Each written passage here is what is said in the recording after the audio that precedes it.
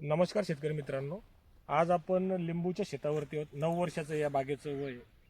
सध्या लिंबू हे पीक फुल धारणा अवस्थेमध्ये आहे, परंतु या ठिकाणी तुम्ही जर बघितलं असेल तर तुम्हाला एक लक्षात येईल की आपल्या बागेवरती सुद्धा अशा पद्धतीचे काही ठिकाणी फुलांचं रूपांतर याच्यात झालेलं आहे, फळामध्ये सुरुवात झालेली आहे आणि अशा पद्धतीचे स्पॉट सुद्धा आपल्याला दिसत असतील.